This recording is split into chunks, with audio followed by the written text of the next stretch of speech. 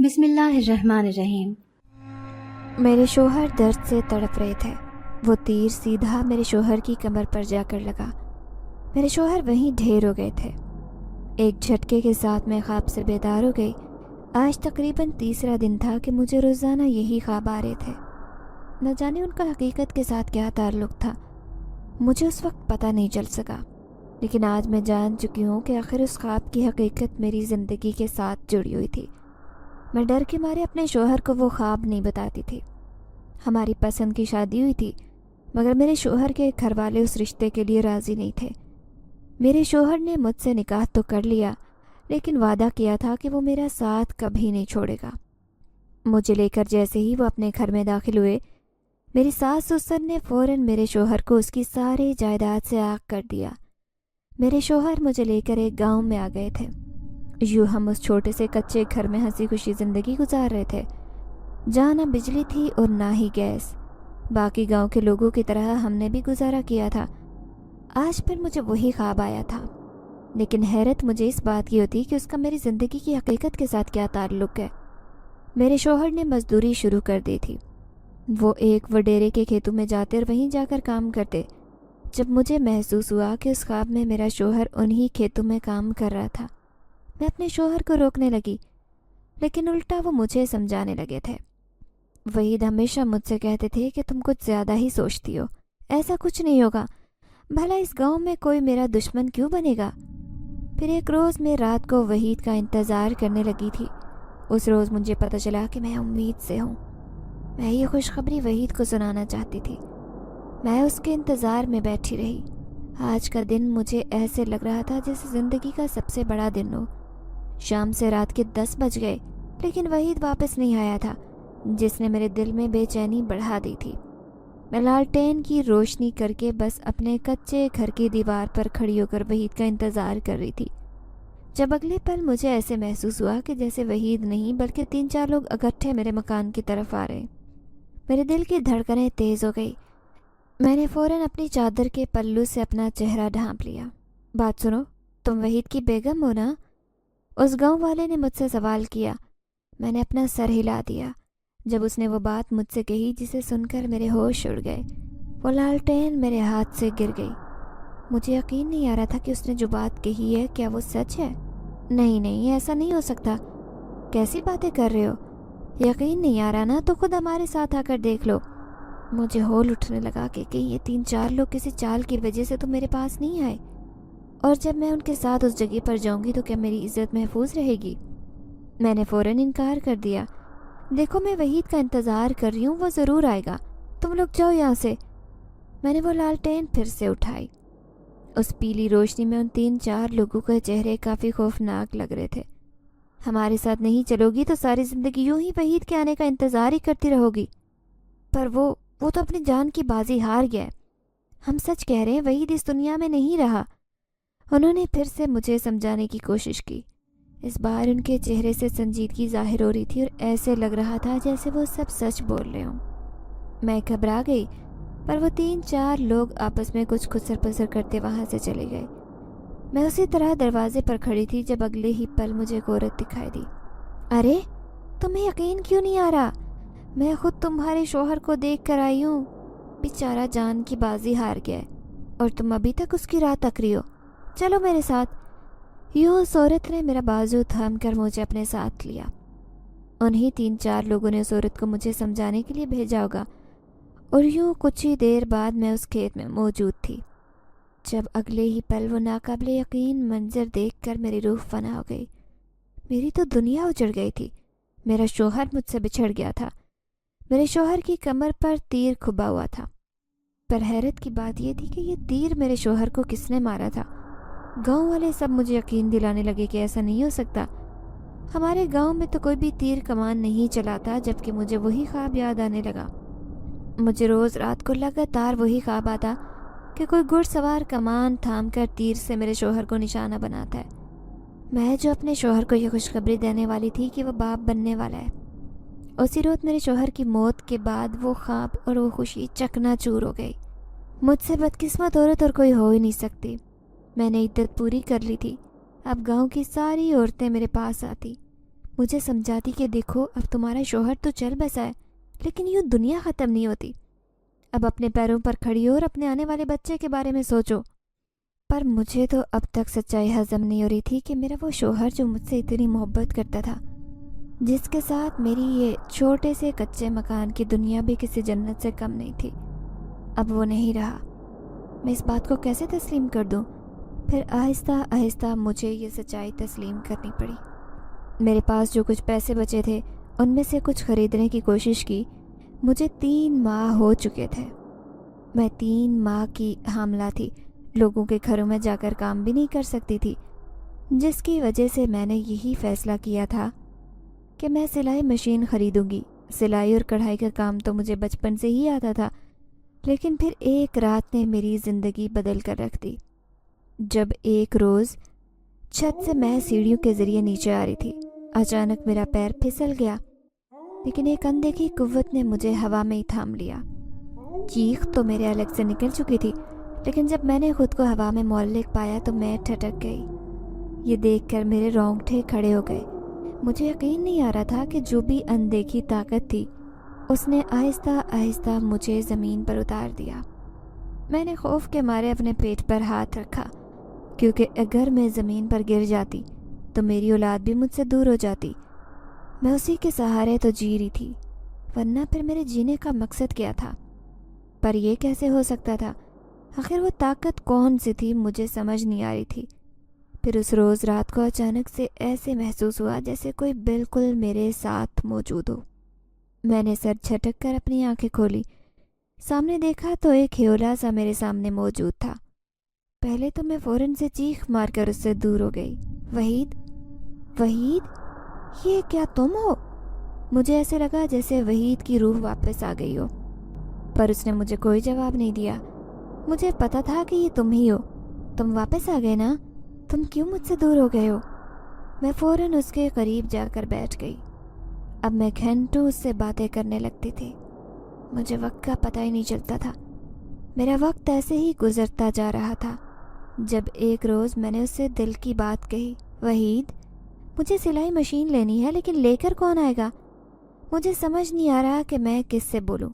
تم ہی تو سارے کام کرتے تھے، تم تو مجھے باہر بھی نہیں جانے دیتے تھے، اسی لیے تو میں تم سے کہتی تھی کہ مجھے باہر جانے دیا کرو، لیکن تم مجھے گھر میں بٹھا کر رکھتے تھے۔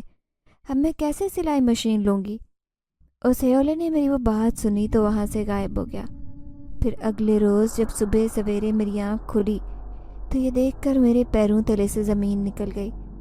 میرے بالکل سامنے سلائی مشین موجود تھی۔ میری آنکھیں حیرت سے پھٹی کی پھٹی رہ گئی۔ پھر اسی دوران وہ ہیولا دوبارہ میرے سامنے نمودار ہوا اور میرے پاس آ کر بیٹھ گیا۔ تمہارا بہت شکریہ وحید، تم نے مجھے سلائی مشین لے کر دی، پر یہ کام تم نے کیسے کیا؟ میں نے حیرت سے پوچھا۔ تم مجھ سے بات کیوں نہیں کرتے؟ مجھ سے بولو نا، بات کرو مجھ سے، میں تنگ آ کر بولی۔ لیکن وہی ہیولا غائب ہو گیا تھا۔ وہ ہمیشہ رات کے وقت ہی میرے ساتھ رہتا تھا۔ مغرب کی اذان کے فوراً بعد وہ ہمیشہ میرے پیچھے پیچھے رہتا، جیسے وہ میری حفاظت کر رہا ہو۔ سلائی مشین آ گئی تھی، پر میرے پاس کپڑے سلوانے کے لیے کون آتا؟ میرے پاس تو کوئی کام نہیں تھا۔ یہی سوچ کر میں پریشان ہو رہی تھی، اتنے میں دروازہ کھٹکا۔ میں نے جیسے ہی دروازہ کھولا تو میں ایک دم سے ڈر گئی۔ کون ہو تم؟ یہاں کیسے آئے؟ میں نے تو تمہیں پہلے کبھی گاؤں میں نہیں دیکھا، تم اس گاؤں کے لگ بھی نہیں رہے۔ میں نے سوال کیا تو وہ عورتیں کہنے لگیں، ہمیں بھیجا گیا ہے، ہم خود نہیں آئے۔ میں گھبرا گئی، کس نے بھیجا ہے؟ میں نے فوراً سوال کیا۔ یہ کچھ کپڑے ہیں ہماری شہزادی کے لیے، شہزادی کی شادی ہے نا، اس لیے ہمیں کہا گیا ہے کہ ہم آپ سے ہی سلائی کروائیں۔ وہ پورا تھیلا اس عورت نے مجھے تھما دیا۔ میں خوش ہو گئی تھی کہ مجھے پہلا کام مل گیا تھا۔ میں نے خوشی کے مارے انہیں اندر بلایا۔ آپ اندر آ جائیں۔ وہ دونوں پہلے تو ایک دوسرے کی طرف عجیب نظروں سے دیکھنے لگی تھی۔ ان کی شکل و صورت کافی عجیب تھی، قد و قامت بھی بڑا تھا۔ پھر وہ کہنے لگیں، نہیں نہیں، ہمیں چلنا چاہیے، بس 2 دن بعد ہم آپ سے یہ کپڑے لے جائیں گے، آپ کو قیمت بھی دے جائیں گے۔ یہ کہتے ہی جب میں نے اس تھیلے کی طرف دیکھا تو کپڑے بہت زیادہ تھے۔ کیا میں یہ 2 دن سی پاؤں گی؟ میں نے پلک جھپک کر سامنے دیکھا تو وہ دونوں عورتیں وہاں سے غائب ہو گئی تھی۔ نہ جانے وہ اتنی تیزی سے کہاں چلی گئی۔ سر جھٹک کر میں نے دروازہ بند کر دیا۔ دیکھو وحید، اتنے زیادہ کپڑے آ گئے، میرا پہلا آرڈر آ گیا ہے، لیکن 1-2 دن تک میں یہ کپڑے کیسے سلائی کروں گی؟ مجھے تو اتنی پریکٹس بھی نہیں ہے۔ وہ ہیولا میرے قریب آیا اور پھر اس نے میرے سے تھیلا لے لیا۔ وہ سلائی مشین کے پاس جا کر بیٹھ گیا اور کپڑے سلنے لگا۔ میں اسے دیکھ کر ٹھٹک گئی۔ وحید، رک جاؤ، میں نے فوراً کہا۔ میری آواز پر وہ رک گیا۔ تم کیا کر رہے ہو؟ تمہیں تو سلائی آتی نہیں ہے، تو پھر تم یہ کپڑے کیسے سی سکتے ہو؟ میری پریشانی اور بھی زیادہ ہو گئی تھی، پر اس نے مجھے کوئی جواب نہیں دیا۔ وہ دوبارہ سے اپنے کام میں مصروف ہو گیا۔ میری حالت کی وجہ سے مجھے بہت جلدی نیند آ جاتی۔ میں نے اسے کام کرنے دیا اور یوں ہی نیند سو گئی۔ اگلے روز یہ دیکھ کر میرے ہوش اڑ گئے۔ میرے سامنے ان کپڑوں کا ڈھیر لگا ہوا تھا جو سلائی کر کے استری بھی ہو چکے تھے۔ مجھے سمجھ نہیں آ رہا تھا کہ یہ سب کیا ہو رہا ہے۔ میرے سارے کام وہ ہیولا مکمل کر دیتا۔ جب ایک روز خوشی کے مارے میں اس کے بالکل ساتھ گئی، خوشی سے کہنے لگی، وحید، اپنی زندگی میں تو تم نے آج تک اتنے کام نہیں کیے، تمہیں تو ان کاموں کا شوق بھی نہیں تھا، پر اب دیکھو جدائی کے بعد تمہیں احساس ہوا ہے اور تم میری کتنی مدد کرتے ہو۔ مجھے یقین نہیں آ رہا۔ مجھے یہ افسوس ضرور رہتا تھا کہ وحید کی روح میرے ساتھ تو ہے، لیکن نہ میں اسے چھو سکتی تھی اور نہ وہ مجھ سے کوئی بات کر سکتا ہے۔ میں بس اسے محسوس کر سکتی تھی، لیکن یہ احساسات بھی میرے لیے کافی تھے۔ یوں آہستہ آہستہ میں نے لوگوں کے کپڑے سلائی کرنا شروع کر دیے۔ میرے پاس جو بھی کام لے کر آتا وہ عجیب سی شکل و صورت کا حامل ہوتا۔ ایسے لگتا ہے کہ جیسے وہ سبھی ایک خاندان کے لوگ ہوں جو میرے پاس آ رہے ہوں۔ پر اس سے میرے پاس پیسے کافی زیادہ آ گئے تھے۔ مجھے گاؤں کی دائی نے بتایا کہ میرا بیٹا ہے۔ یہ خوشخبری میں نے اس روز وحید کی روح کو بھی سنائی تھی۔ وہ میرے پاس آیا تو میں نے فوراً اس سے کہا، وحید، کیا تمہیں پتہ ہے کہ ہمارا بیٹا اس دنیا میں آ رہا ہے؟ میں چاہتی ہوں کہ وہ بالکل تمہاری طرح اچھے دل کا مالک ہو۔ ابھی میں نے اتنا ہی کہا تھا کہ جب میں نے سامنے نظر دوڑائی تو وہ ہیولا وہاں نہیں تھا، وہاں سے غائب ہو چکا تھا۔ 2 دن تک وہ ہیولا دوبارہ میرے پاس نہیں آیا۔ اس نے مجھے پریشانی میں مبتلا کر دیا تھا۔ میرے آخری دن چل رہے تھے۔ دائی نے مجھ سے کہا کہ میں کبھی بھی اس کے پاس جا سکتی ہوں۔ پھر اچانک سے مجھے درد زچگی شروع ہو گیا۔ وہ درد مجھ سے برداشت نہیں ہو رہا تھا۔ مجھ میں اتنی ہمت نہیں تھی کہ میں دائی کے پاس جا سکوں۔ میں اپنے گھر کی چھت پر کھلی ہوا میں سانس لینے لگی تھی، وہیں پر لیٹ گئی۔ لیٹے لیٹے کب بے ہوش ہوئی مجھے پتہ ہی نہیں چلا۔ لیکن حیرانی کی بات تو یہ تھی کہ جب مجھے ہوش آیا تو ننھے بچے کے رونے کی آواز میرے کانوں میں ٹکرائی۔ میں نے اپنی آنکھیں کھولیں۔ اپنے سامنے کا منظر دیکھ کر میری روح فنا ہو گئی۔ دائی نے مجھ سے کہا، ارے مبارک ہو، تمہارا بیٹا ہوا ہے، وہ بالکل تمہارے شوہر کی طرح ہے۔ اس کی بات سن کر میری حیرت کی انتہا نہیں رہی۔ میں نے دائی سے اٹھ کر سوال کرنا شروع کر دیا کہ یہ سب کچھ کیسے ہوا، میں یہاں کیسے آئی، اتنی جلدی میرا بیٹا کیسے ہو گیا؟ دائی مسکرا کر بولی، پگلی، ابھی 1 گھنٹہ پہلے خود ہی تو اس نوجوان کے سہارے میرے پاس آئی تھی۔ اس کی بات سن کر میرے ہوش اڑ گئے۔ کس نوجوان کی بات کر رہی ہو؟ آخر مجھے یہاں کون لے کر آیا؟ میں تو ہوش میں نہیں تھی۔ دائی مسکرا کر کہنے لگی، ٹھیک ہے ٹھیک ہے، ایسا عام طور پر کچھ عورتوں کے ساتھ ہوتا ہے، انہیں یاد نہیں رہتا۔ تم اپنے دماغ پر زیادہ زور نہ ڈالو، چلو اب اپنے بیٹے کے ساتھ اپنے گھر چلی جاؤ۔ دائی نے مجھے پیار سے سمجھایا، پر میرا دماغ معوف ہو گیا تھا۔ مجھے یقین نہیں آ رہا تھا۔ میں بلا کی ذہین تھی۔ میں نے اپنی پڑھائی بھی مکمل کی تھی۔ میں اچھی طرح سے سمجھ سکتی تھی کہ جب میں بے ہوش تھی تو میں اس وقت اپنے گھر پر تھی، پر اب جب ہوش آیا تو یہاں دائی کے پاس کیسے آئی؟ کیا میری کسی نے مدد کی تھی، یا پھر اس ہیولے کا کام ہے جسے میں وحید کی روح سمجھ رہی تھی؟ نہ جانے میرے ساتھ کیا ہو رہا تھا۔ الجھن کے ساتھ میں واپس آ گئی۔ اس بچے نے میری زندگی میں رونق ڈال دی تھی۔ میں وحید کا انتظار کرنے لگی۔ ایک روز دوبارہ میں وحید کو پکارنے لگی، وحید، آ جاؤ، کہاں ہو تم؟ تب وہ ہیولا میرے سامنے آ گیا، لیکن اسی پل میرے بیٹے نے چیخنا چلانا شروع کر دیا۔ وہ اس وقت 3-4 دن کا تھا، لیکن ہاتھ پاؤں مار کر رو رہا تھا۔ اسے روتا دیکھ کر مجھے سمجھ نہیں آیا کہ اسے کیا ہو رہا ہے۔ میں نے اسے اپنی گود میں بھی لیا۔ اگلے ہی پل مجھے کچھ خیال آیا۔ میں نے ہیولے سے کہا، ادھر تو آؤ، اپنے بچے کو اٹھاؤ تو صحیح، کیا پتہ چپ ہو جائے۔ پر وہ ہیولا اپنی جگہ پر کھڑا رہا، وہ میرے قریب ہی نہیں آ رہا تھا۔ مجھے کافی کوفت ہو رہی تھی۔ میں نے غصے سے کہا، وحید کیا ہوا ہے؟ اتنا عرصہ میرے ساتھ رہ کر تم نے اس بچے کی حفاظت کی، تو اب پھر یہاں کیوں نہیں آ رہے؟ آؤ نا، اسے اٹھاؤ، یہ چپ ہو جائے گا، کیا پتہ اسے باپ کا احساس ہو تو یہ چپ ہو جائے۔ وحید جو دور کھڑا تھا آہستہ آہستہ میرے پاس آیا، پھر اس نے میرے بچے کو اپنی آغوش میں لے لیا، لیکن یہ دیکھ کر تو میرے پیروں تلے سے زمین نکل گئی، کیونکہ میرا بچہ اور بھی زیادہ رونے لگا تھا۔ وہ ایسے رو رہا تھا جیسے اسے وحید کی آغوش بالکل اچھی نہیں لگ رہی تھی۔ میں نے غصے سے کہا، اسے واپس دے دو۔ وحید نے میرے بچے کو چارپائی پر لٹا دیا۔ مجھے سمجھ نہیں آ رہی تھی کہ یہ سب کچھ کیا چل رہا ہے۔ اس دن کے بعد سے میرے نومولود بچے کی طبیعت خراب ہو گئی۔ میں نے اس کا کافی علاج کروایا تھا، لیکن دائی بھی نہیں جان سکی کہ میرے بچے کو کیا مرض ہے۔ پھر ایک روز میرے گھر کا دروازہ بجا۔ وہ ایک عجیب سا نوجوان تھا جو کہ لمبا چوڑا تھا۔ میں نے اس سے پوچھا کہ کون ہو تم؟ وہ بولا، میں آپ کے مرحوم شوہر کا دوست ہوں، کیا آپ مجھے اندر نہیں بلائیں گی؟ میں مبارک دینے آیا ہوں، مجھے پتہ چلا ہے کہ آپ کا بیٹا ہوا ہے۔ یہ سن کر میں چونک گئی، کیونکہ وحید کا تو اس گاؤں میں کوئی دوست ہی نہیں تھا۔ جتنے دوست تھے وہ سارے شہر میں تھے۔ اس نے اپنے سارے دوستوں سے تعلق توڑ لیا تھا، اور جو دوست تھے بھی مجھے ان سب کا پتہ تھا، پر ایسا تو کوئی دوست نہیں تھا جو ایسی شکل و صورت کا اور اتنا عجیب و غریب ہو۔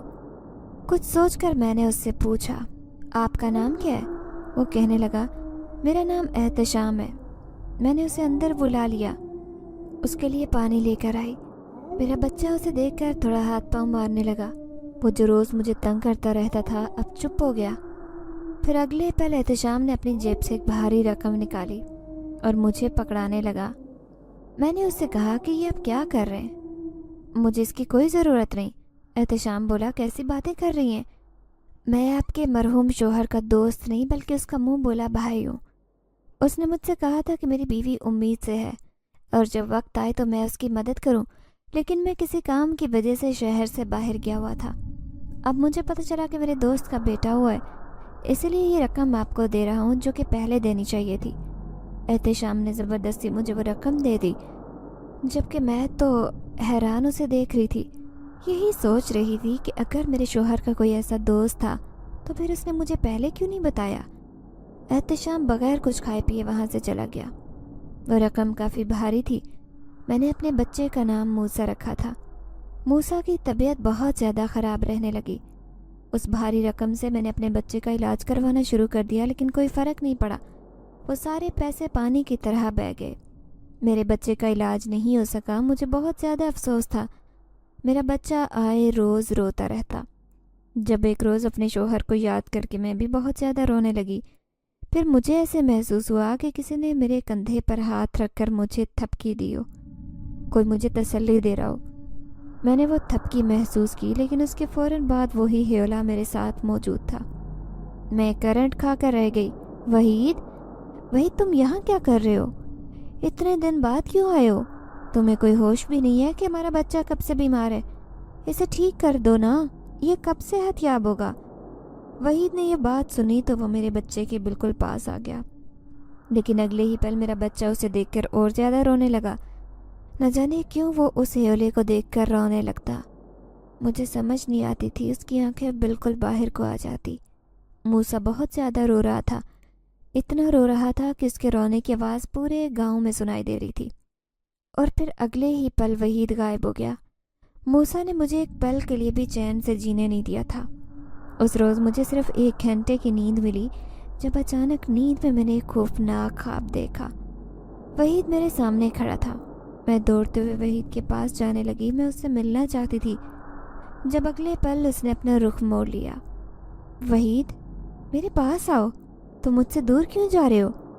میں اس کے قریب جاتی جا رہی تھی۔ میں جتنا اس کے پاس جاتی جا رہی تھی، وحید اپنا چہرہ مجھ سے اتنا ہی دور کرتا جا رہا تھا۔ میں بے بسی کے عالم میں تھی۔ میری آنکھ کھل گئی۔ موسیٰ بہت زیادہ رو رہا تھا۔ میں نے موسیٰ کو اپنی گود میں لیا جبکہ یہ خواب میرے حواسوں پر چھا گیا۔ وحید اچانک سے مجھ سے ناراض کیوں تھا؟ اگلے روز بھی مجھے ایسا ہی خواب آیا۔ اس بار اس خواب میں وحید نے مجھے دیکھ کر بے بسی سے اپنا نفی میں سر ہلایا، جیسے وہ مجھے یہ اشارہ کر رہا ہو کہ میں جو کچھ کر رہی ہوں وہ بالکل بھی نہ کروں۔ میری روح فنا ہو گئی، مجھے سمجھ نہیں آ رہا تھا، گویا میرے سر میں درد ہونے لگا۔ ایک ہفتہ ایسے ہی گزر گیا۔ وہ ہیولا مجھے دوبارہ نظر نہیں آیا جو ہمیشہ میرے پاس رہتا تھا۔ ایک ہفتے بعد مجھے پھر سے وہی ہیولا دکھائی دیا۔ میں خوشی خوشی اس کے پاس جانے لگی، لیکن پھر سے وہی خیال آیا، وحید کا چہرہ جو کسی چیز کے لیے انکار کر رہا تھا۔ میں اس کے پاس جاتے جاتے رک گئی، اور یوں اب میں جب بھی اس ہیولے کو دیکھتی میں خود کو اس کے پاس جانے سے روک لیتی۔ وہ بھی میرے قریب آنے کی کوشش کرتا، لیکن میں ہاتھ کے اشارے سے اسے روک دیتی۔ ایک روز میں تنگ آ گئی، نہ جانے یہ سب کس چیز کا اثر تھا۔ میں جانتی تھی کہ اس گاؤں میں کافی پرانی حویلیاں ہیں جو کہ پراسرار ہیں، جن پر جنات کا سایہ ہے، لیکن جس مکان میں ہم کرائے پر رہتے تھے وہ مکان ایک بہت بڑے عالم کا تھا۔ اس کے پاس دین کا کافی علم تھا، اور طور میں بھی کافی نمازیں وغیرہ پڑھتی تھی۔ تو پھر اگر یہ کسی جن کی شرارت تھی تو اس مکان میں کیسے ہو سکتی تھی؟ مجھے کچھ سمجھ نہیں آ رہا تھا۔ ایک روز میں نے اسے صاف صاف لفظوں میں کہہ دیا، دیکھو تم جو کوئی بھی ہو، میں جانتی ہوں کہ تم جنات میں سے ہو، میرا پیچھا چھوڑ دو، میری زندگی سے دور چلے جاؤ۔ پر وہی ہیولا اب بھی میرے ساتھ سائے کی طرح پیچھے پیچھے رہتا۔ میرے ہر کام وہ ابھی تک کرتا، سوائے موسیٰ کے پاس جانے کے۔ وہ موسیٰ کے قریب بھی نہیں جاتا تھا۔ اب مجھے اس بات کی سمجھ لگ گئی کہ آخر موسیٰ کو دیکھ کر وہ کیوں دور ہو جاتا ہے، اور ویسے بھی موسیٰ بھی جب اس ہیولے کو دیکھتا تو وہ ڈر کے مارے رونے لگتا، کیونکہ موسیٰ کو وہ ہیولا نہیں بلکہ وہ ایک جن کی طرح دکھائی دیتا۔ چھوٹے بچوں کو ویسے ہی جنات دکھائی دیتے۔ میں اپنا سر تھام کر رہ گئی۔ میں اس سے درخواست کر رہی تھی کہ دیکھو میرے بچے سے دور رہا کرو، وہ تمہیں دیکھ کر ڈر جاتا ہے۔ اب وہ ہیولا میرے بچے کے پاس بھی نہیں جاتا، لیکن وہ میرے آگے پیچھے رہتا۔ میں نے کافی سنا تھا کہ جب جن کسی پر عاشق ہو تو اس کا پیچھا نہیں چھوڑتا۔ تو کیا یہ مجھ پر عاشق ہو گیا تھا؟ مجھے یہ بات بھی گوارا نہیں تھی کہ میرے شوہر کے علاوہ کوئی مجھ پر عاشق ہو، اور وہ بھی جنات میں سے۔ ایک دن میں غصے سے پھٹ پڑی۔ میں نے اس ہیولے کو فوراً بول دیا کہ تم جو کوئی بھی ہو میرے سامنے آؤ۔ اگر تم میرے سامنے نہیں آئے تو پھر میں تمہیں خود سے الگ کرنے کے لیے عامل کا سہارا لوں گی، پھر وہ ایسا عمل کرے گا کہ تم یہاں بالکل نظر نہیں آؤ گے۔ ابھی میں نے اتنا ہی کہا تھا کہ میرے آس پاس ایک روشنی پھیل گئی، ایک عجیب سی حرارت چاروں طرف پھیل گئی، جب وہی ہیولا دور جا کر کھڑا ہو گیا۔ اس کے بعد ایک خوبصورت نوجوان کی صورت میں وہ میرے سامنے آ گیا۔ وہ نوجوان کہیں سے بھی کوئی جن زیادہ نہیں لگ رہا تھا، بلکہ خوبصورت انسانوں کی طرح لگ رہا تھا۔ میں گھبرا کر بولی، کون ہو تم؟ یہاں کیا کر رہے ہو؟ اتنے عرصے سے تم میرے ساتھ راز میں رہے تھے، آخر تم کس مقصد کے تحت میرے پیچھے پڑے ہو؟ ابھی میں نے اتنا ہی کہا تھا کہ وہ کہنے لگا، میں ایک جن زادہ ہوں اور میں ایک مقصد کے تحت تمہارے پاس آیا ہوں۔ میں تمہارا محافظ ہوں، تمہارا ساتھ کبھی نہیں چھوڑوں گا۔ اس کی بات سن کر میرا تو دل زور سے دھڑکنے لگا، دھڑکن اتنی تیز تھی کہ شاید باہر بھی سنائی دے رہی ہو۔ میں غصے سے بولی، کیسی باتیں کر رہے ہو؟ ہوش میں تو؟ ایسا کچھ نہیں ہو سکتا، دفع ہو جاؤ یہاں سے۔ میری زندگی کا عذاب بن رہے ہو، میں اکیلی خوش ہوں۔ تم نے میرے ساتھ اچھا نہیں کیا، اتنے عرصے مجھے دھوکے میں رکھا۔ مجھے لگتا تھا کہ میرے مرحوم شوہر کی روح میرے ساتھ ہے، میں صرف اور صرف اپنا شوہر سمجھ کر تمہاری موجودگی برداشت کرتی رہی۔ اس کا یہ مطلب نہیں تھا کہ تم میرا فائدہ اٹھاؤ۔ تم نے مجھے اس دھوکے میں رکھا، چلے جاؤ میری زندگی سے۔ میں چیخ کر اس سے بولی۔ وہ بولا، نہیں، دیکھو تم مجھ سے شادی کر لو، میں تمہیں سب کچھ دے دوں گا، بس تمہیں مجھ سے شادی کرنی ہوگی، میں تمہیں اس بستی سے اپنی بستی میں لے جاؤں گا۔ اس کی بات سن کر میری آنکھیں حیرت سے پھیل گئی، میرا غصہ ساتھ آسمان پر چلا گیا۔ مجھے اپنے موسیٰ کا خیال تھا، اسی وجہ سے میں نے حرکت نہیں کی، ورنہ میرا دل کر رہا تھا کہ اسے بھگا دوں۔ میں نے آیت الکرسی کا ویٹ شروع کر دیا۔ ظاہری طور پر تو وہ مجھ سے دور ہو گیا، لیکن رات کو پھر آیا۔ اب وہ نوجوان کے روپ میں میرے بالکل پاس تھا۔ مجھے سمجھ نہیں آ رہی تھی کہ آخر اس نے مجھ سے شادی کی بات کیوں کی۔ میں نے اس سے کہا کہ تم یہ سب کچھ کیوں کر رہے ہو؟ تم نے مجھ سے شادی کی بات کیوں کی؟ وہ بولا، مجھ سے ایک ایسا گناہ ہو گیا کہ اب اس کا کفارہ اسی طرح ادا ہوگا۔ مجھے تم سے شادی کرنی پڑے گی. دیکھو تم مجھ سے شادی کر لو گی تو تمہاری زندگی سنور جائے گی. یہ سن کر میں ایک دم بول پڑی. گناہ تم نے کیا تو پھر میں کیوں زندگی اپنی برباد کروں؟ میں نے قسم کھا لی تھی کہ میں اسے جان چھڑواؤں گی. اب میں ویٹ کرتی رہتی، بچے پر بھی پھونک کر پڑتی کہ کہیں جن میرے بچے کو کچھ نہ کر دے. مجھے خوف لاحق ہوتا، پر میں کہاں جانتی تھی کہ اس جنزادے کی سچائی کیا ہے. جب اس جنزادے نے ایک روز مجھے بتایا کہ میری ماں بہت بیمار ہے، وہ ٹھیک نہیں ہوگی جب تک تم مجھ سے شادی نہیں کر لو گی. وہ ہاتھ جوڑ کر میرے پاس بیٹھ گیا، میرے پاؤں پکڑنے لگا. یہ سب دیکھ کر میں گھبرا گئی. تم یہ سب کچھ کیوں کر رہے ہو؟ میں ہی کیوں ملی ہوں؟ تم کسی اور لڑکی سے بھی تو شادی کر سکتے ہو. گاؤں کی حسین سے حسین لڑکیاں موجود ہیں. پھر تمہیں میرا یہ کچا مکان کیوں ملا؟ میں پہلے سے شادی شدہ ہوں، بچہ بھی ہے. تب وہ بولا، مجھے کوئی پرواہ نہیں ہے، تم بس مجھ سے شادی کر لو، ورنہ میری ماں مر جائے گی، میری بستی اجڑ جائے گی. میری بستی کے جنات مر رہے ہیں. مجھ سے جو گناہ ہوا ہے اس کی سزا باقی سب کو مل رہی ہے. اس کی بات سن کر میرے ہوش اڑ گئے. آخر وہ گناہ کی بات کیوں کر رہا تھا؟ آخر ایسا کون سا گناہ ہوا جس کی وجہ سے اس کی بستی کے جنات اجڑ رہے ہیں؟ ایک روز میں نے تنگ آ کر اس سے پوچھا، تم کس گناہ کی بات کرتے ہو؟ تم نے ایسا کون سا گناہ سرزد کیا جس کے تمہیں اتنی شرمندگی ہے؟ اور کیا اس گناہ کا کفارہ مجھ سے شادی کر کے ادا ہوگا؟ وہ خاموش رہا جیسے اس کے منہ میں زبان ہی نہ ہو. میں نے فوراً کہا، دیکھو میں تم سے شادی کبھی نہیں کروں گی. میرے دل میں شوہر کے لیے محبت ہے اور وہ محبت تمہارے لیے نہیں ہو سکتی. اگر تم مجھ پر عاشق ہو تو مجھ سے دور چلے جاؤ. وہ کہنے لگا، نہیں میں تم پر عاشق نہیں ہوں، مجبوری کے تحت اپنا نام دینا چاہتا ہوں. میں نے اس سے کہا کہ تم اس طرح نہیں مانو گے، مجھے کسی عامل سے پکا عمل بندھوانا پڑے گا. جب وہ بولا، جب گناہ تمہارے گھر سے ہوا ہے تو پھر اس کا کفارہ یہیں سے دوں گا. میں کسی اور سے شادی کیوں کر سکتا ہوں؟ جب میں نے تمہارے شوہر کا قتل کیا ہے تو پھر شادی بھی تم سے ہی کروں گا. اس کی بات سن کر میری ریڑھ کی ہڈی میں سنسنی دوڑ گئی. اسی وقت موسم طوفانی ہو گیا. طوفانی ہواؤں سے میرا وجود کانپ رہا تھا. مجھے یقین نہیں آ رہا تھا. میں تھر تھر کانپتی آواز میں اسے دوبارہ بولی، کیا کہہ رہے ہو تم؟ تمہاری بات کا یہ مطلب ہے کہ تم نے میرے شوہر کی جان لی؟ وہ کہنے لگا، ہاں میں نے تمہارے شوہر کی جان لی، لیکن جان بوجھ کر نہیں. میں نے تمہارے شوہر کو نہیں مارا. مجھ سے تو اس کا وجود بھی اپنے آس پاس برداشت نہیں ہو رہا تھا. میں اسے دھکا دینا چاہتی تھی لیکن وہ ہوائی مخلوق میرے ہاتھوں میں نہیں آ رہی تھی. میرا دل کر رہا تھا کہ اسے نوچ دوں. وہ کہنے لگا، دیکھو اس طرح کوئی فائدہ نہیں ہوگا. تم چاہتی ہو نا مجھ سے بدلہ لینا؟ ایسا کرو کہ میری ساری طاقتیں لے لو. میری جتنی طاقتیں تم انہیں واپس لے لو. مجھے بالکل عام جنات میں سے کر دو، لیکن ہاں مجھ سے شادی کر لو. میں اس کی بات سن کر حیران ہو گئی. لیکن اس کی تمام طاقتیں لے کر بھی میں اپنے شوہر کو واپس اپنی دنیا میں نہیں لا سکتی تھی. میں اس کی جتنی مرضی طاقتیں لے لیتی لیکن مجھے وہ یادیں، وہ وجود میرے شوہر سے ہی محسوس ہوتی. وہ احساسات، وہ پیار مجھے واپس نہیں مل سکتا تھا. میں نے اسے چیخ کر کہا، اتنا سستا سودا میں کبھی نہیں کر سکتی. کیا تم میرے شوہر کو واپس لے آؤ گے؟ بدلے میں تم سے شادی بھی کر لوں گی. نہیں نا. تو ان طاقتوں کا کیا؟ میں کیا کروں گی؟ مجھے اس دنیا سے کچھ نہیں چاہیے کیونکہ میں جانتی ہوں کہ میرے شوہر کا احساس میرے پاس ہے. تمہیں پتہ ہے مجھے کیسے محسوس ہوا کہ تمہیں کھیولے ہو، میرے شوہر نہیں؟ کیونکہ میرا شوہر میرے خوابوں میں آیا تھا اور مجھے یہی بتا رہا تھا کہ جو کر رہی ہوں وہ غلط ہے. وہ ہمیشہ اشارہ کرتا اور یوں مجھے تم پر شک ہوا کہ تم میرے شوہر کی روح نہیں بلکہ ہوائی مخلوق ہو جو میرے پیچھے پڑ گئی ہو. میں نے چلا کر اسے کہا لیکن پھر بھی اس پر اثر نہیں ہوا. بس ایک ہی بات کہہ رہا تھا کہ میں تب تک تمہارا پیچھا نہیں چھوڑوں گا جب تک تم مجھے اپنا نام نہیں دے دیتی، جب تک مجھ سے شادی نہیں کر لیتی. میں نے بھی اسے دو ٹوک کہہ دیا کہ ایسا تو مر کر بھی نہیں کروں گی. لیکن وہ جنزاد اب ہمیشہ میرے ساتھ رہتا.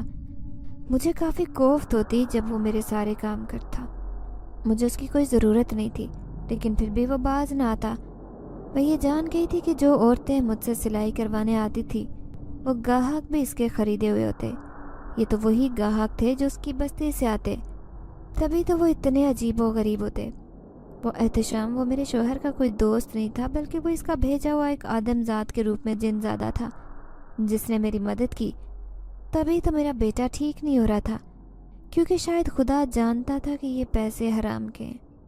میرے بیٹے کے باپ کی موت جس جن زادے سے ہوئی، اسی کے پیسوں سے بیٹے کا علاج کیسے ہو سکتا تھا؟ ان ساری سوچوں نے میرے دل میں جن زادے کے لیے نفرت زیادہ کر دی. پر وہ اب بھی میرا مکان چھوڑنے کو تیار نہیں تھا. میں جب بھی سورہ جن پڑھ کر مکان پر پھونکتی، پانی کا چھڑکاؤ کرتی، اس کے فوراً بعد جن زادہ واپس آتا. हमेशा मुझे यही समझाता कि मैं कोई शैतानी जिनज़ादा नहीं हूँ जो तुम्हारे इस अमल से दूर चला जाए। मैंने एक जिनज़ादा हूँ, पर मुझसे गलती से तुम्हारे शोहर की जान चली गई।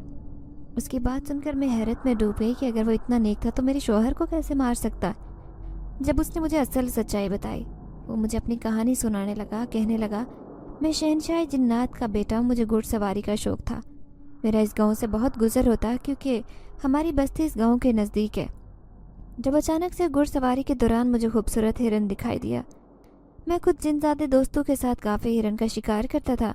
हम लोग खूब दावत उड़ाते, तभी ये सोचकर जल्दी से कमान से तीर निकालकर हिरन का निशाना बनाया। लेकिन न जाने कैसे मेरे तीर से उस शख्स की मौत हो गई, मुझे पता ही नहीं चला।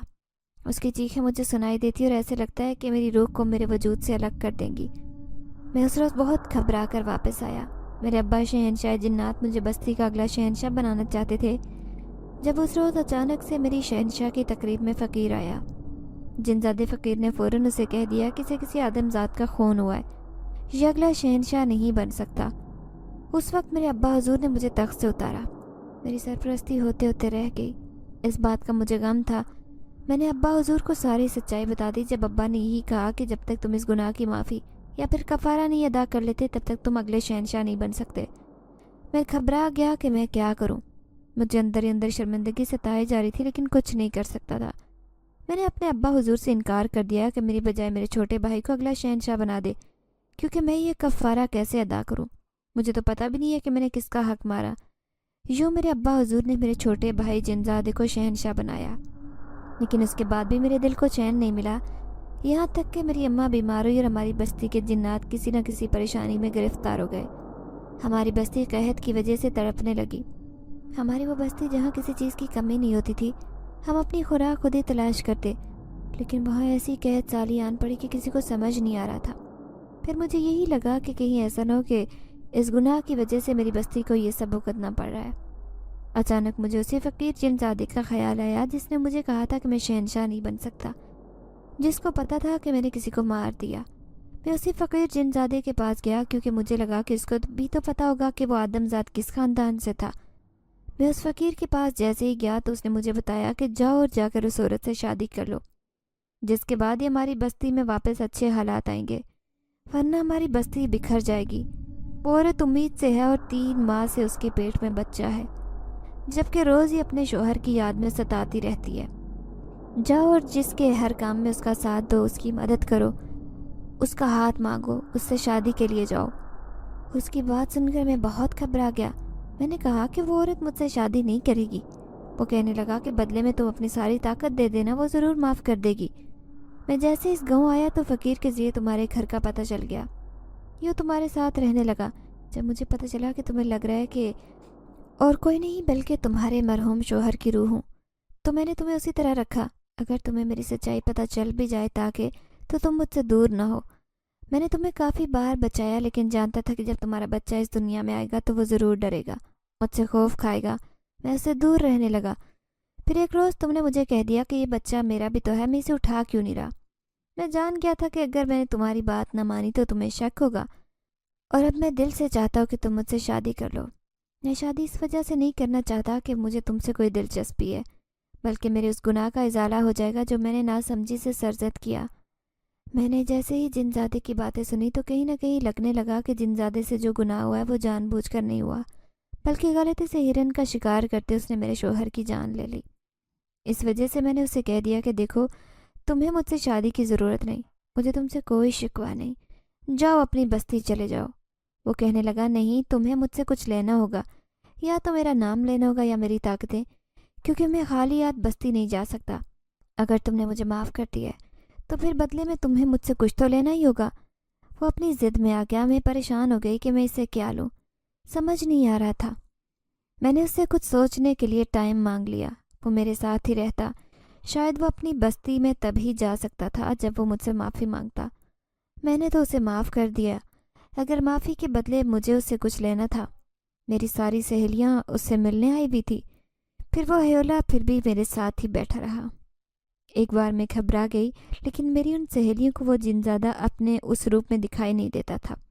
फिर जब भी मैंने उनके सामने खाने की कोई चीज़ रखी, उसका जायका चख कर वो सब शश्तर हो जाती। اتنا لذیذ کھانا تو آج تک تم نے نہیں بنایا، یہ کیسے بن گیا؟ میرے پاس کہنے کو کچھ نہ ہوتا۔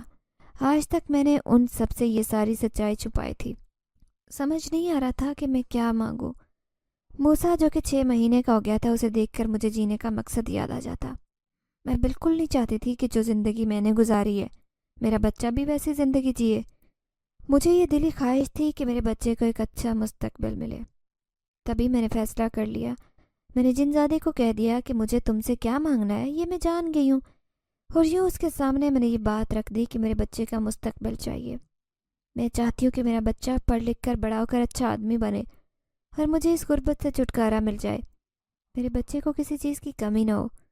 موسیٰ کو کبھی اس بات کا خیال نہ آئے کہ وہ بنا باپ کے بڑا ہوا ہے۔ موسیٰ کو کسی چیز کی ضرورت ہو تو وہ چیز اس کی آنکھوں کے سامنے ایک چٹکی بجاتے ہی حاضر ہو جاتی۔ بس مجھے اس کے علاوہ کچھ نہیں چاہیے تھا۔ مجھے بس اپنے بچے کے لیے یہ سب کچھ چاہیے۔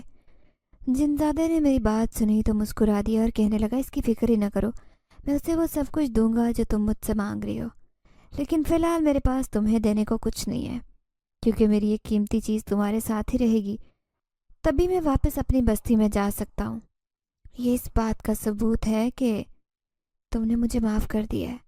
یہ کہتے ہی اس نے ایک دھاگا اتار کر میرے بیٹے موسیٰ کو پہنا دیا۔ وہ کچھ دیر پہلے ہی اس کی کلائی میں بندھا ہوا تھا۔ وہ کالے رنگ کا دھاگا تھا۔ موسیٰ نے جیسے ہی وہ دھاگا پہنا، اگلے ہی پل اس کا وجود جھٹکا کھا کر گر گیا۔ میں بہت گھبرا گئی۔ جنزادے نے تسلی دی کہ گھبرانے کی ضرورت نہیں ہے، جب تک یہ دھاگا ہوگا تمہارے بچے کے ساتھ رہے گا تب تک تمہارے بچے کو کسی بھی چیز کا کوئی خطرہ نہیں ہوگا، کوئی تمہارے بچے کو نقصان نہیں پہنچا پائے گا، اور تو اور تمہارا بچہ دنیا کا کامیاب ترین انسان بنے گا۔ لیکن ہاں، یاد رہے کہ اس دھاگے کو اس سے جدا نہیں ہونا چاہیے۔ میں بہت زیادہ گھبرا گئی۔ میں نے اس سے کہا کہ خدا نہ کرے اگر اسے کچھ ہو گیا اور یہ دھاگا اس سے الگ ہو گیا تو پھر کیا ہوگا؟ جب وہ کہنے لگا کہ تم نے مجھ سے اس کا اچھا مستقبل مانگا ہے، میں نے اپنی ساری طاقتیں اس دھاگے میں قید کر کے تمہارے موسیٰ کو یہ دھاگا باندھ دیا ہے، جس کا یہی مطلب ہے کہ وہ میری طاقتوں کے حصار میں ہے۔ جب تک میری طاقتیں اس کے ساتھ رہیں گی تو وہ میری طاقتوں کا استعمال کر سکتا ہے۔ ان کے استعمال سے وہ دنیا کا طاقتور اور کامیاب ترین انسان بن سکتا ہے، یہاں تک کہ اسے کوئی نقصان بھی نہیں پہنچا سکتا۔ جب یہ دھاگا اس سے جدا ہوگا تو پھر وہ ایک عام انسان بن جائے گا جو کہ بالکل عام انسانوں کی طرح برتاؤ کرے گا۔ جنزادے نے اپنی بات ختم کی اور کچھ دیر بعد بولا، مجھے یہاں سے جانا چاہیے، میرا کام ہو گیا ہے۔ وہ واپس اپنی بستی چلا گیا، جبکہ میں اپنے بچے موسیٰ کو دیکھ رہی تھی۔ پلک جھپکتے ہی 18 سال گزر گئے تھے۔ اب میں 18 سال بعد اپنے موسیٰ کو دیکھ رہی تھی، جو کہ ایک گھبرو نوجوان تھا جس کے پیچھے دنیا چلتی تھی۔ دنیا اس کے نام سے واقف تھی۔ جس کو بھی کوئی مسئلہ یا کچھ درکار ہوتا وہ ہمیشہ موسیٰ کے پاس آتا۔ میرا موسیٰ جو کہیں سے بھی 18 سال کا نہیں لگتا تھا، وہ 30 سال کا خوبصورت نوجوان لگتا۔ روزانہ جب بھی رات کے وقت واپس آ رہا تھا، میں جھٹ سے اس کا بازو اوپر کرتی، اس کی آستینیں چڑھا کر وہ دھاگا چیک کرتی۔ موسیٰ کو یہ راز آج تک نہیں پتہ چلا۔ وہ تنگ آ کر اس دھاگے کو اتارنے کی کوشش کرتا ہے تو میں اسے اپنی قسم دے دیتی ہوں۔ وہ جب مجھ سے پوچھنے کی کوشش کرتا ہے کہ آخر یہ دھاگا قیمتی کیسے ہے، تو میں اسے ہمیشہ یہ کہتی ہوں کہ تیرے باپ نے مرتے ہوئے یہ دھاگا تجھے دیا تھا، اس لیے یہ دھاگا میں نہیں چاہتی کہ تیری کلائی سے آزاد ہو۔ اپنے باپ کا ذکر سن کر جذباتی ہو کر موسیٰ اپنے ارادے ترک کر دیتا۔ میں بھی اس وقت سکھا سانس لینے لگتی۔ موسیٰ بالکل اپنے باپ کی طرح نہیں تھا۔ مجھے آج بھی وہ جنزادہ یاد ہے۔ مجھے جنزادے کا وہ روپ آج بھی یاد ہے۔ وہ جس نوجوان کے روپ میں مجھ سے ملنے آتا تھا، موسیٰ بالکل اسی نوجوان کے روپ میں تھا۔ شاید یہ اس کی طاقتوں کا موسیٰ کے پاس موجودگی کا اثر ہے، جس کی وجہ سے موسیٰ کا سارا وجود آج بدل چکا ہے۔ لیکن آج جب میں اپنے بیٹے کو، اپنے آپ کو اس بڑی سی عالیشان حویلی میں دیکھتی ہوں اور موسیٰ کے پاس لوگوں کی بھیڑ دیکھتی ہوں، تو میں جان گئی ہوں کہ جنزادے کی طاقتوں کا ہی اثر ہے۔ میں نہیں جانتی کہ جنزادہ اب کہاں پر ہے۔ اس سے انجانے میں جو غلطی ہوئی تھی وہ اس کا ازالہ کر کے واپس چلا گیا تھا۔ 18 سال تک مجھے نہیں معلوم کہ وہ آخر اس کا بنا کیا تھا، کیا اس کی بستی ٹھیک ہوئی تھی یا نہیں؟ کبھی بھی میں نے اسے بلانے کی کوشش نہیں کی تھی۔ اس راز کو نہ ہی میں نے موسیٰ کو بتایا، جس کی یادداشت اتنی تیز تھی کہ وہ ہمیشہ مجھ سے یہی سوال کرتا کہ آخر وہ کس چیز کو دیکھ کر ڈرتا تھا بچپن میں، وہ کون تھا؟ میں موسیٰ کی بات کو ٹال دیتی تھی، اور یوں آج تک اس راز کو موسیٰ سے چھپایا ہوا ہے، کیونکہ موسیٰ اپنی زندگی میں خوب آگے نکل رہا ہے، وہ خوب ترقی کر رہا ہے، مجھے اس پر بہت فخر ہوتا ہے۔ ناظرین، اگر آپ کو آج کی یہ کہانی اچھی لگی ہو تو ویڈیو کو لائک ضرور کریں۔ اگر آپ کو ایسی دہشت ناک، دل کو جکڑ دینے والی کہانیاں پسند ہیں تو ایسی ایک کہانی روزانہ سننے کے لیے ہمارے چینل کو سبسکرائب کریں۔ اجازت چاہتے ہیں، اللہ حافظ۔